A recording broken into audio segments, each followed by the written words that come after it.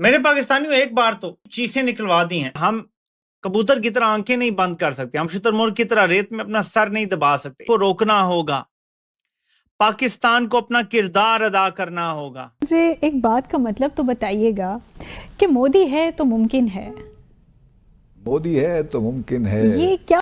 और खौफ में डूबी पाकिस्तानी नौसेना को एक और तगड़ा झटका देने जा रहे हैं भारत के रक्षा मंत्री राजनाथ सिंह। मौजूदगी से पाकिस्तानी नेवी में दहशत फैला चुका है। और अब जरा मोदी सरकार का जंगी जुनून आपको बताते हैं। भारत ने आबदोज लॉन्च कर दी है। जी हाँ, अब तक की सबसे तबाहकुन डेवलपमेंट सामने आ चुकी है। ये एक इंतहाई अहम अपडेट है। दोस्तों, मैं आपको बताता चलूं कि भारत जो है वो अपनी नेवी पे बहुत पैसा लगा रहा है। उसकी वजह यह है कि इंडो पैसिफिक के अंदर बहुत सारी जो नेवीज हैं वो भी बहुत ज़्यादा पैसा लगा रही हैं। Viewers, we'll show you how, or rather what, the strength of our Indian Navy is. This is the Navy's show of strength in Indian waters, wherein the Indian Navy is to deploy stealth frigate Taragiri. तो मोदी है तो मुमकिन है, वरना ये मुमकिन नहीं है।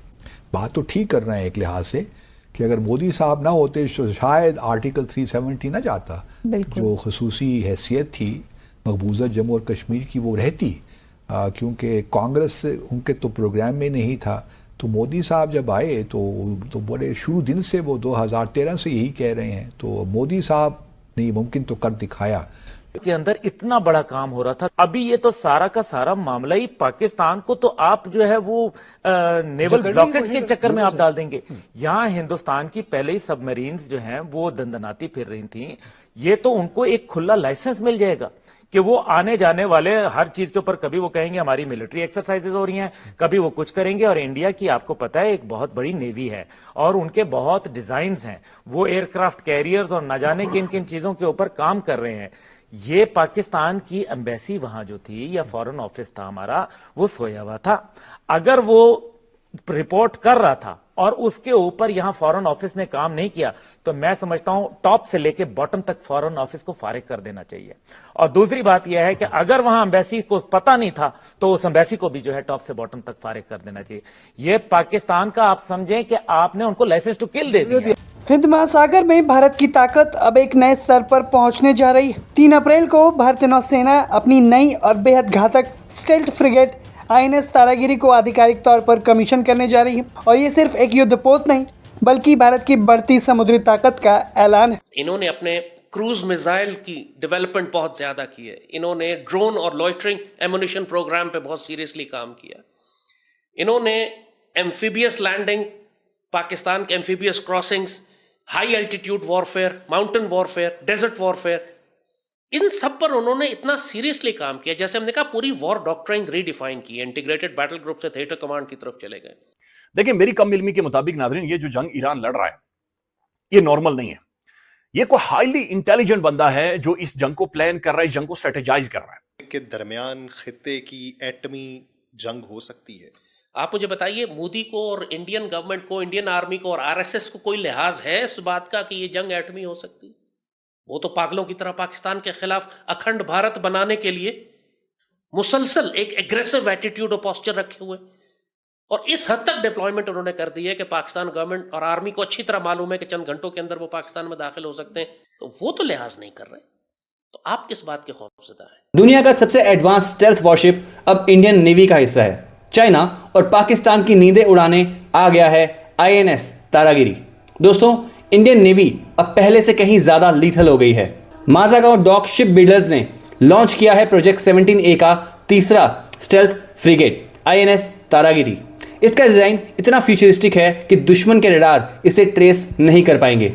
इट्स लिटरली एक ghost ship on the waters. इस वॉरशिप में high tech weaponries, advance sensors और top tier platforms management use किया गया है। चाहे ऑफेंस हो या डिफेंस, भारत ने इसमें वर्ल्ड क्लास इंजीनियरिंग इंटीग्रेट की है। इंडियन ओशन में इंडिया का डोमिनेंस अब और भी सॉलिड होने वाला है। और इसी बात से पाकिस्तान मीडिया में और चाइना में काफ़ी पैनिक वाली सिचुएशन है। जबकि हमारे पड़ोसी देश सिर्फ बातों और पुरानी दोस्ती के भरोसे बैठे हैं, इंडिया आत्मनिर्भर बनकर अपनी मैरीन पावर को ग्लोबल लेवल पर लेकर जा चुकी है। INS तारागिरी सिर्फ एक शिप नहीं, एक मैसेज है कि इंडियन नेवी अब पूरे समुद्र पर राज करने के लिए तैयार है। क्या आपको लगता है कि INS तारागिरी के आने से इंडियन नेवी की पावर डबल हो जाएगी?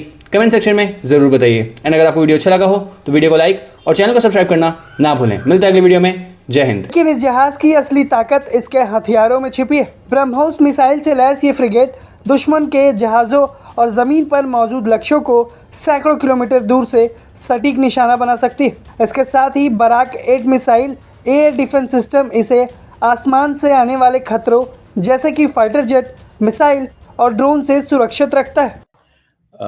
इस हवाले से मैं आज बात करना चाह रहा हूँ।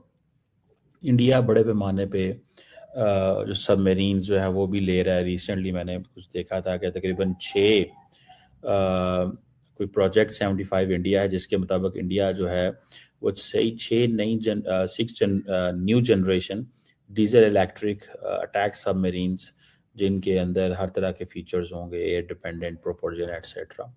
और एक जर्मन इंडियन कंसोर्शियम है, वो इसमें नेगोशिएशंस में चल रही हैं। फिर इसके अलावा इंडिया जो है वो स्कॉर्पियन सबमरीन्स जो हैं वो भी ले रहे हैं। ये स्कॉर्पियन क्लास इन्हें सबमरीन कहा जाता है। वो जो एक प्रोजेक्ट 75 के अलावा ये 3 हैं, ये भी अंडर डिस्कशन है। न्यूक्लियर पावर्ड सबमरीन्स जो हैं दे आर देयर। इंडिया जो है वो 2 न्यूक्लियर पावर्ड अटैक सबमरीन जो है वो डोमेस्टिकली एक लॉन्ग टर्म इनका प्रोग्राम है। इंडिया का डोमेस्टिकली मसला ये रहता है कि ये इतनी जल्दी चीज़ें नहीं कर पाते। लेकिन जो चीज़ मैं आपको बताना चाहता हूँ आज, दैट इज़ वेयर के इंडो पैसिफिक के अंदर, इन दी इंडो पैसिफिक, जहाँ पे इस वक्त बड़ी गेम हो रही है लॉन्ग टर्म। अगर आप देखें इसको तो वो अगर आप देखें तो आपको पता चलेगा कि Indians are preparing a lot. ये तो खैर मैंने गवादर की पिक्चर लगाई है, हमारे पाकिस्तान गवादर की। आज तो खबरों के अंबार लग गए। आज तो ऐसी ऐसी कमाल खबरें हैं और पूरी दुनिया का नक्शा तब्दील कर देने वाली खबरें हैं। ऐसी खबरें हैं कि जिनको सुन के आप कहेंगे कि ये 1-2 दिन में ही काया पलट गई। दोस्तों, वाकई काया पलट गई है। यानी एक ऐसा मुल्क जिसने कभी जंग के लिए आमादा ही नहीं हुआ, वो दुनिया की बहुत बड़ी सुपर पावर है, बल्कि अगली सुपर पावर वही है, लेकिन वो जंगें नहीं करता था। वो जहाँ जाता है वो पैसों से ख़रीदता है, वो मुल्कों को पैसों से ख़रीदता है। वो मुल्क पहली बार जंग के लिए आमादा हो गया है। ये अचानक कैसे हो गया दोस्तों? और उसने जो हाथ मिलाया है वो एक और सुपर पावर से मिला लिया है। यानी इस वक्त वो मुल्क और ये दोनों का जो आपस का ताल्लुक़ है, इन दोनों मुल्कों का, वो दुनिया का सबसे ताकतवर तरीन ताल्लुक़ बन चुका हुआ है। नाज़रीन, अपने कम्प्रिहेंसिव अंदाज में ये बताया है और ये सारी सूरत हाल सामने रखी है। इसके असरात क्या होंगे, ये इम्प्लीकेट कैसे करेगी, इस पे आते हैं। मैं अब्दुल्ला गुल साहब, अब अगर ये सूरत हाल डेवलप होती है, हम एक वर्जन यही है कि भारत की लॉबिंग जो है वो कामयाब हो गई। जी देखिए, जैसे जमील साहब ने कहा, लेकिन हकीकत यह है कि हमारा फॉरेन ऑफिस जो है वो अपना किरदार अदा नहीं कर पाया। दुश्मन का तो काम है कि वो अपना करे। और वैसे भी अभी जो अमेरिका, इसराइल और भारत का जो नेक्सस है ये हमें नजर आ रहा है, ये इसमें कोई दूसरी राय नहीं है। अभी जो नई कोल्ड वॉर जो शुरू हुई है उसके अंदर अमेरिका ने अपना दोस्त जो है, जिसको नेचुरल एलाई कहते हैं, वो तो उन्होंने इंडिया को रखा है। वो उन्होंने, आप देखें यरूशलेम के मामले के ऊपर देखें, पूरी दुनिया जो है वो एक तरफ थी, लेकिन अमेरिका जो है वो इसराइल